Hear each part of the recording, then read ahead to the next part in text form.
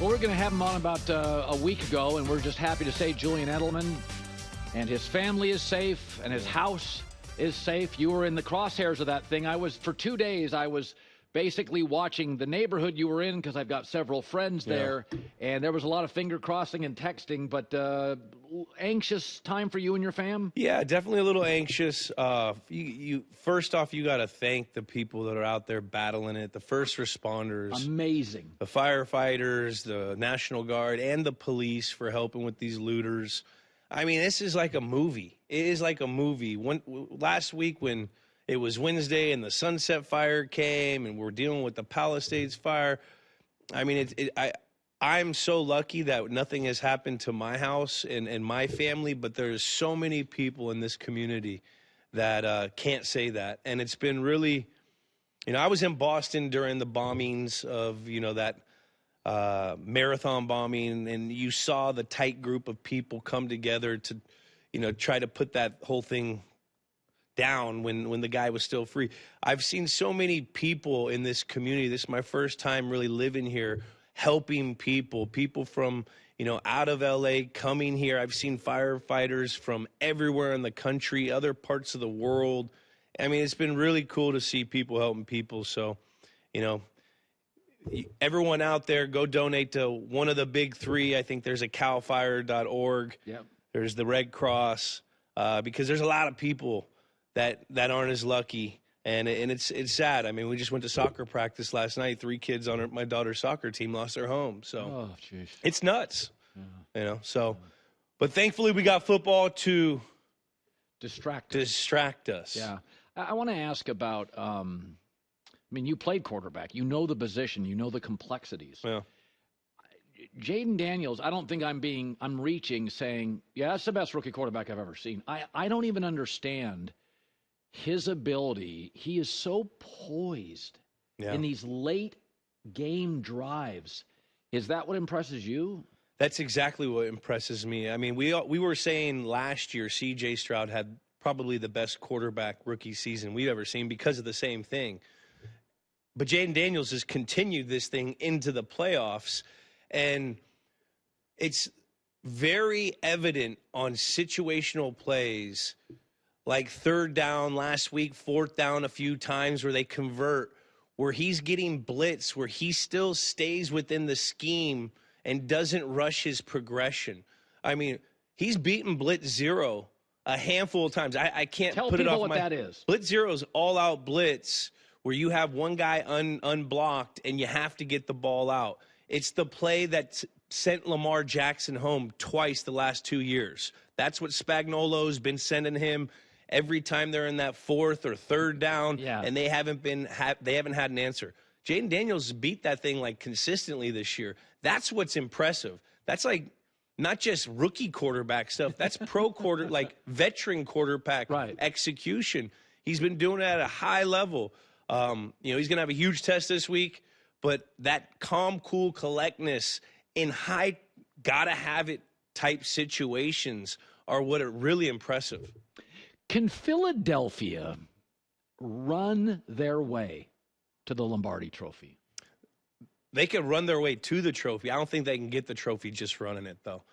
This week, I think they should be able to beat the Washington Commanders. Now, Jayden Daniels is he's a joker. But he's a joker in the deck. He doesn't play defense. He doesn't play defense. So this team, pound for pound, should win this game and run their way into the Super Bowl. But once you get there and you're either going to play, Spagnuolo and the Chiefs, who can stop the run, who have been in this situation where they've played a run-heavy team in the Super Bowl, like it's going to be a different thing. You're going to have to come up with some situational throws that you're going to have to be able to execute on.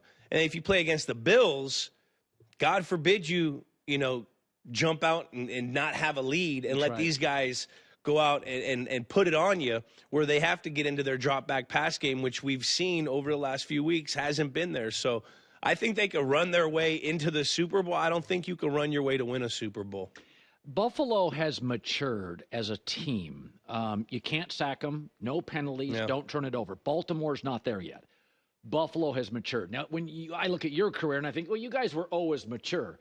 But when you were younger with the late Aaron Hernandez or Gronk, There were times where you were, and I can't line up every year and who you exactly played with off the top of my head. But even in New England's ecosystem, there were older teams. There were younger teams. Take me to your playoff history. Did you like some young guys, or were there times that you went into big games and you're like, man, I'm glad we got older dudes?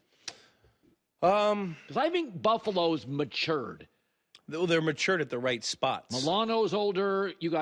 And that's what you have. You have cornerstone players, and then they have a whole lot of young guys that they've hit on in the draft, Shakir, Coleman, all these other players that have followed that lead. For me, individually, going into the playoffs with a younger team, I would say in 2013, with the departure of Welker, the whole Aaron Hernandez situation, we didn't have a lot of playmakers. We ended up going to the AFC Championship, lost to Denver, and you almost had this kind of naive group of guys where we didn't really understand how big it was. But you looked at the veteran, you looked at the Tom, you looked at the other guys who were really stressed out, understanding that we didn't have the firepower. We had to really play our best match to win that game. You would see that, and then with the older teams, you'd feel that comfort a little more. I mean, by the time it's 2016, I was already in my third, fourth Super Bowl. You kind of understand the regimen, you understand the routine, you understand the week, the schedule. I think that does give a team an advantage. With the Buffalo Bills, I completely forgot what my point was. What our question was. Maturity. But, I mean, Josh has been there. Yeah. Dawkins has been there. Milano has been there. Ed Oliver's been there. I feel like 3 years ago, a little like Baltimore, they're kind of young, seat of your pants, and in these big games, just Spags and Andy Reid could manipulate them more. I think what's very similar to this Buffalo team, which is kind of similar to our teams. They have a huge middle class of players. They got Josh Allen, he's a rich guy. Yeah. And then they have a huge middle class, middle tier kind of contract guy, and that was similar to our team where we have these. We'd have Tom who was making his money, and you had a couple Gronk and all. But then you had a big middle class of team where a lot of guys were really good. They weren't the greatest, but they were really good. And I think that's what they've done here with this team. You look at how they hit on Shakir and Coleman. Guys that we went into the season saying they didn't have weapons, but this could be their best set of weapons that they've had thus far. Yeah. Thus far. They got that Beasley type guy that we all know Josh Allen loves in Shakir. You got a red zone target with Coleman, and you don't have the headaches that you had with Digg. Yeah. So the team's just constructed differently. Having Milano back is huge. Yeah. I mean, I think he's a difference maker. This defense, I believe, was designed to beat the Kansas City Chiefs. If you look at how they always play in their nickel personnel, they have a fast cover linebacker, Milano, for a tight end type guy, Travis Kelce. So if they could get past these guys, I mean, I think this is ultimately the Super Bowl. Yeah, is the AFC Championship. I agree. So by the way, there's Tom talked about this on the show that quarterbacks now it's like they're manipulating the playbook. They want scramble yards, and then they also want the late hit penalty. Again, as somebody who was an active, mobile quarterback in college, what do you make of the way, Mahomes on the sideline, push me? Do you think the NFL needs to step in and go, okay, guys, like the flopping now has gotten European soccer level? Yeah, I think the league will step in, but we also got to put in our heads that this isn't 1992. This isn't 1985. This isn't This isn't early 2000s football. The game is completely changed. The rules have changed. So if you're playing against the face of the league, Patrick Mahomes, if you have to think about it, let it go. That's what Bill used to always say. And I remember being on the other side, seeing a late hit on Brady or a roughing the passer on Brady where I'm like, probably wasn't there. But it's Tom Brady. He was already had 5 Super Bowls. You guys got to understand the situation. Now, do I think the league will probably step in and probably put a delay of game penalty or something if you do these kind of things? Possibly. But for everyone out there, Like, the game is a different game. This isn't barbaric football anymore. That's right. Like, as much as we can all bitch and complain about it, I don't know if you could say that here, but, that's what it is. So you have to adjust to the rules. I remember Bill always talking about this. If it's close, don't go. Get in the right area. If it's this guy, we know this referee group likes to throw it close here. You got to know the situation. So, yeah, it's a terrible call, but it ain't going anywhere because these guys make too much money. No, it's interesting that Bill said that. Herm Edwards had it, and I discussed this once. He's like, there are certain officiating crews that call holding. Yeah. And you have to know as a coach, he's going to call holding. They don't call PI, so grab.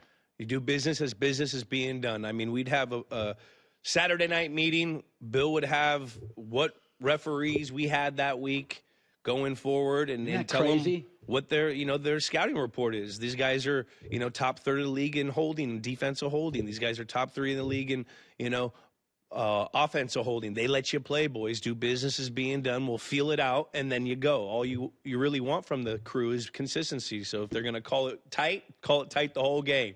So I have made a prediction the last 3 years. 3 years ago, Minnesota. 2 years ago, Rams. This year, Denver, where I take a team that Vegas doesn't think is very good, and I'm like, they're going to be good. They're going to be a playoff team. So last year I took the Rams. People laughed at me. This year I took Denver and Washington. I picked Washington to make the playoffs. So the Patriots. It's pretty impressive.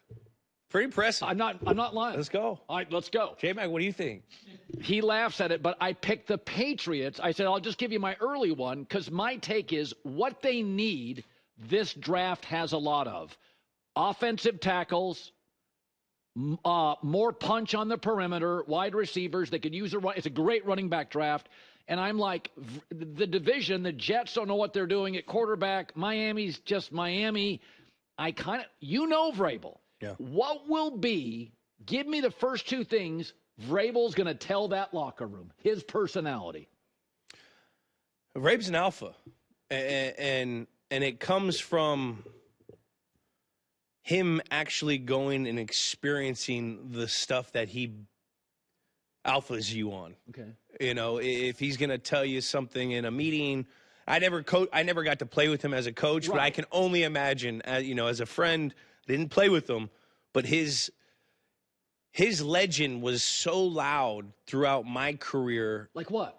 Just how he was in the locker room, how he was in conditioning, how he would bust your balls all the time because he was giving max effort, and if you didn't mirror his effort, even in the locker room, drinking water, we were getting you'd always hear about the old Patriots, and it carried out through our legacies. I'm drinking more water, I'm getting the edge on you. Like him, Willie Mack, Teddy Bruschi, these guys were all accountable. We talk about the Patriot way, which, was the template and the blueprint was from the coaches, but it was being sheriffed by guys like Vrabel. The coaches really didn't have to say anything. Because Vrabel and Bruschi ran the room. They were, and Willie Mack, you can't forget him. So, it's going to be a tough, smart football team because that's the kind of player he was. I honestly feel Gerard got the short end of the stick of this whole thing. I do think they're in a better situation going forward because of the experience with Vrabes. But I do expect them to be a tough team that, that can win close games. That's what I think. Because it's going to be hard. Practice is going to be hard. They are going to yell at you. They are going to bitch at you. This whole thing where – it's got to be, sunshine and rainbows and going to, Dairy Queen after work. Like that ain't going to happen. That's Mike Lombardi. He always talks about that. But, that doesn't happen. This is a business.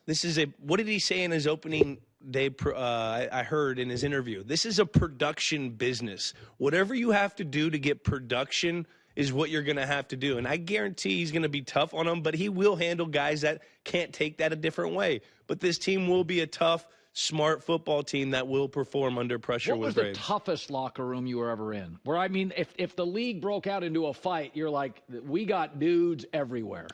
It'd have to be with Mankins and Light and Logan Mankin. Seymour and some of these early days. My early days, my later days too, but like Logan Mankins, I mean, I saw him just manhandle like 340-pound men consistently.